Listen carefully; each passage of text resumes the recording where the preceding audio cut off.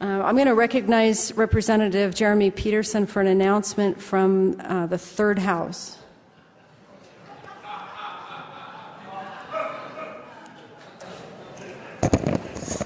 Thank you, Madam Speaker. It is great to be back.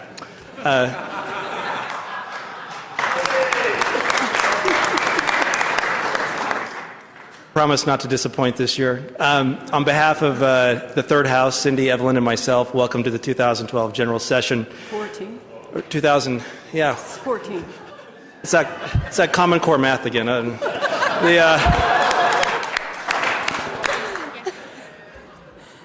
Now, we heard from the Speaker about the number of bills that are being presented this year. I know there are many of you in this room who have bills that you hope will be passed into law. To do that, your bill is going to have to pass the critical eye of a House Standing Committee. It will have to pass the judgment of this body.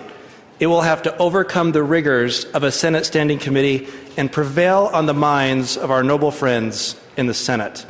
And yet that is not all. It must descend down into the bowels of this building and receive the favorable stroke of the governor's pen. And so to those of you who are brave enough to pass this gauntlet, I say to you, may the odds be ever in your favor. Thank you.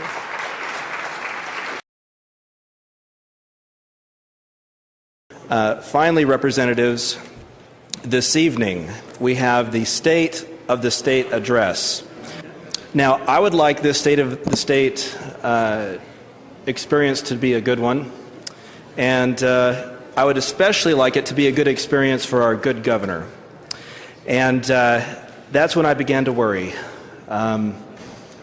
It dawned on me that there will be over 100 men in this room with dark suits. And I couldn't imagine anything worse than to walk in to this room and be lost in the crowd. And so at least that's what I would worry about if I were the governor. The television audience may not know who the governor is with all those dark suits running around. And so to help mitigate this problem,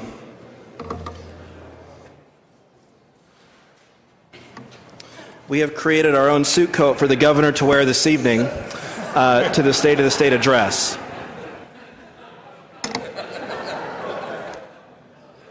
I am very hopeful that he will wear it. Yeah.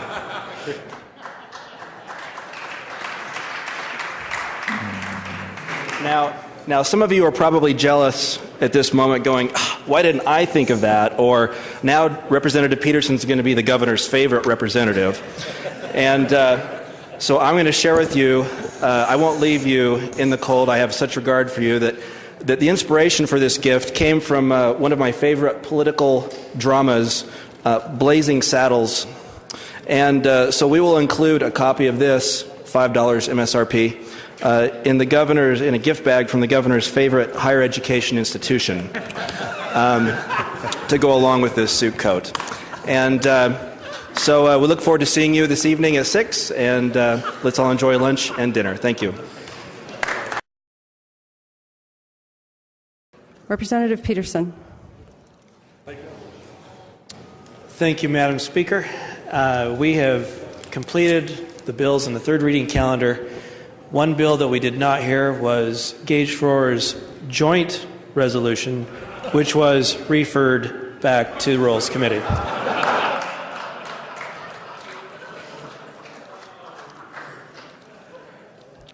Thank you. Fetus. Today, I wanted to, I wrote a song last night, and I happened to bring my accordion with me. So,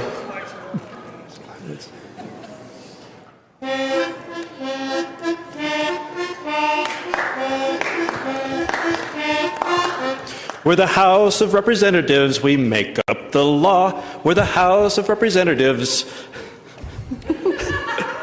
That's what we do. We make lots of motions, like putting obscure bills on time certain, and when they're inconvenient, we suspend the rules.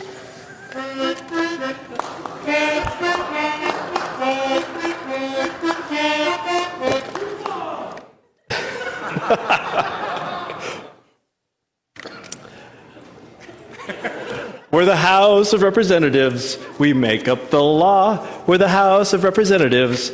That's what we do. We spend hours debating until we turn blue. But don't make a noise, or we'll have Greg Hughes call a point of order on you.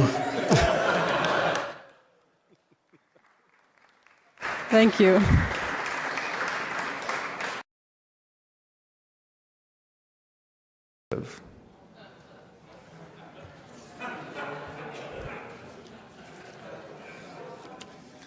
Representative Peterson.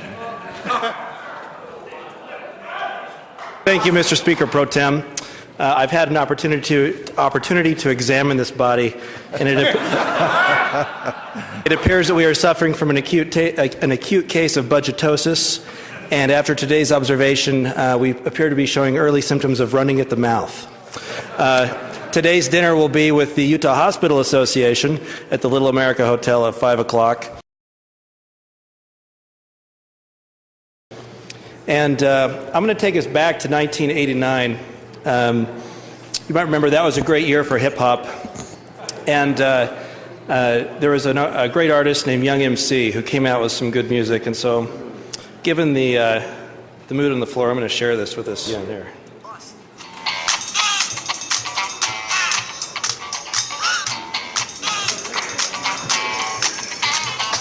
This is a jam for all you fellas who try too hard despite what we tell you. You get shot down because you're overzealous. You speak too long and your microphone fails you. Okay, smarty, go to a party. Lobbyists tell you that you are somebody. A donor walks past and you wish you could text him, but mind your disclosures because the public inspects him.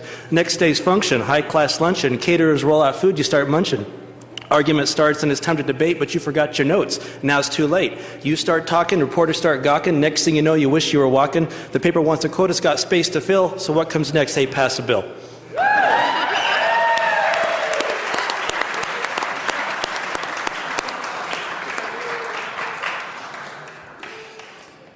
Representative Seelig, do you have any rap from the Minority Caucus? If you want it, baby, I got it.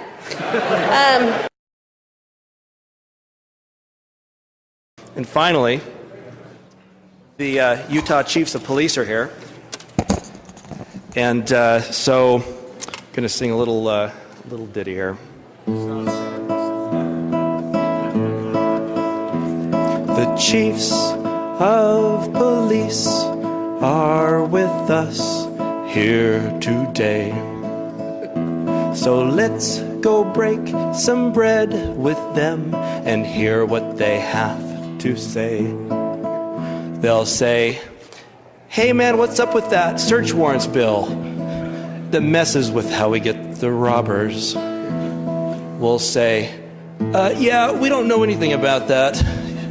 You better go talk to Mark Roberts.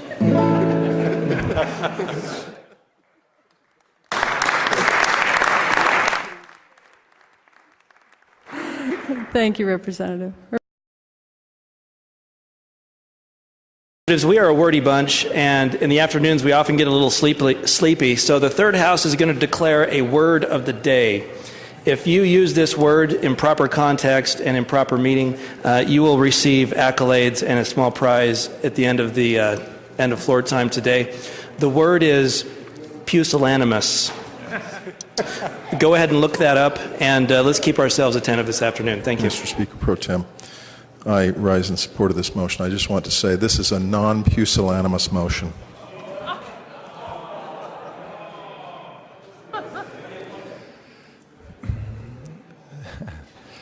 We hear cries of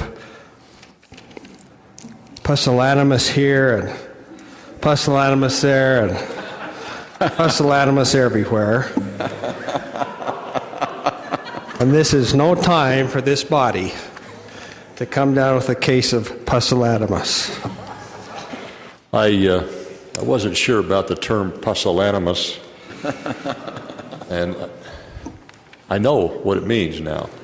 So I was getting a little nervous after letting that word out of the cage today, but we did have some appropriate uses, although there is a little bit of a concern here.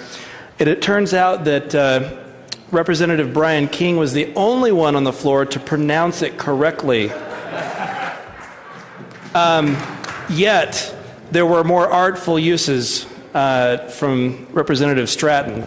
And so I've asked several representatives here to act as a judge, and if I could have that panel of impartial judges please stand.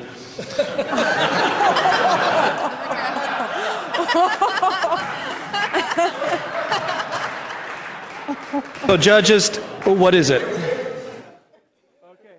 Representative Brian King, he gets the Big Hunk Award. It's actually the Fabulous Verbiage Award, and he gets a big hunk for his good work. Thank you.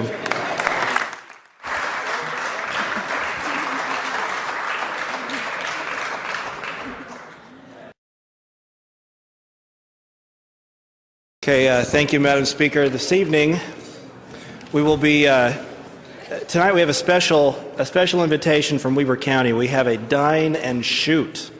I don't own a gun, so I own a bulletproof vest. Everyone's invited. There will be food. Bring your own gun. If you don't own one, like myself, you can hold up the targets for everyone else who brought theirs.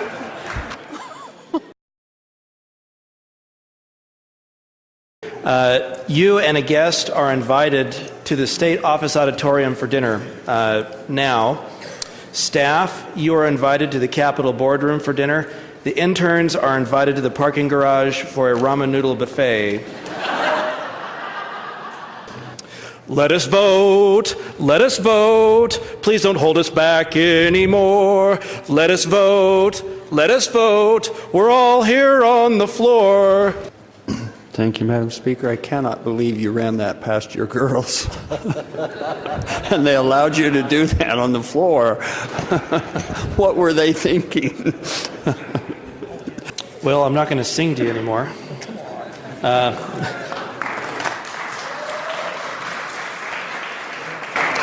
You are welcome. Whereas the said floor speeches begin to sound more and more like Charlie Brown's teacher. Now, therefore, be it resolved that the third house of the legislature of the state of Utah, perhaps the governor concurring therein, and anyone else who cares, designates that a motion to call the question be hereafter substituted by the sound of a horn.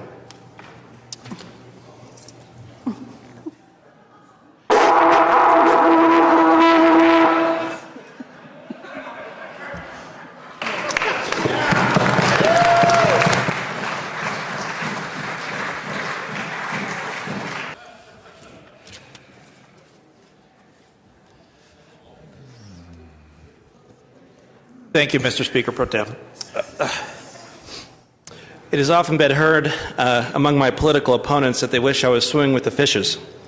And so tonight they're in luck. I just wanted Representative Elison to know that I know that he knows that I know that he knew what I knew about knowing something about that bill we just debated. Look down, look down. Don't look them in the eye. Look down, look down. You're here until you die. Representatives, do you ever feel like Jean Valjean coming to work?